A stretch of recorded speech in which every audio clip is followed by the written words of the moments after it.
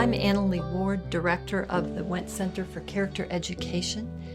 I'm delighted to introduce you to this issue on character and the places of home. When we think about home, we also think about what it means to be homeless. Hurricanes, earthquakes, flooding, wars, conflicts, immigration, migration. There are so many in this world today who are experiencing displacement, which disorients and destroys connectedness and damages our identity. In this journal, we look at the concept of home to give specificity and emotional content to the idea of place, and discover that place, home, and character are intricately related. We ask questions like, how does character relate to our identity and our belonging to a place? And what does it mean to have a place of home? Does character shape those places? And how do those places shape us? This journal is the result of a semester-long group of faculty reading and writing together. We've discovered this topic is both generative and expansive, and you will hear a variety of lenses on what it means to be a person of character and intersect that character with the places of home. One of the concepts we discuss is the place of a boundary in relationship to home.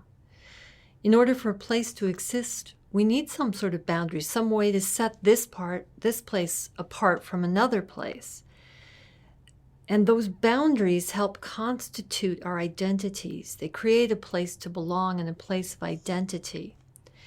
By affirming that need for boundary, we stand in this tradition that believes in a God of love and justice who calls us to live truthfully and establish some boundaries.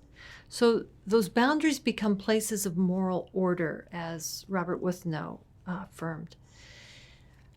But there's a problem that if those boundaries become too impermeable, too permanent, they create insiders and outsiders and marginalize some.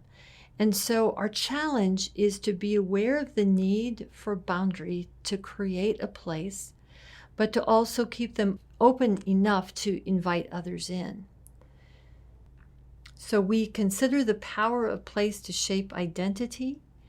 We've looked at boundaries as a way to create the place. And then we asked questions about, are we ever really at home? Or do we create homes in many places throughout life? And that really directed our discussion of the intersection of character with that idea of the places of home. For inhabiting a place is a way of being through practices, through ways that form habits of character, traits of virtue, and even vice. We hope you enjoy these articles that take up the question of hospitality of homemaking with Peg Kerr, Andrew Jones' focus on localized character, Pamela Crawford and Mary Bryant, who look at homesickness going to college, and Adam Hoffman, who discovers the nurture of nature in developing character virtues.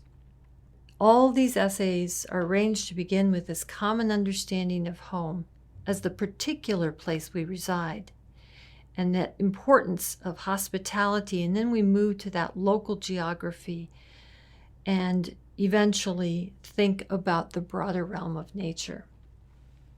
In a world of displaced people, there's no shortage of a need to belong and really no shortage of a need for a place to call home, both spiritually and physically. We hope that you will discover in these essays a sense of belonging, a sense of knowing that your place of home shapes your character and you in turn shape your place of home.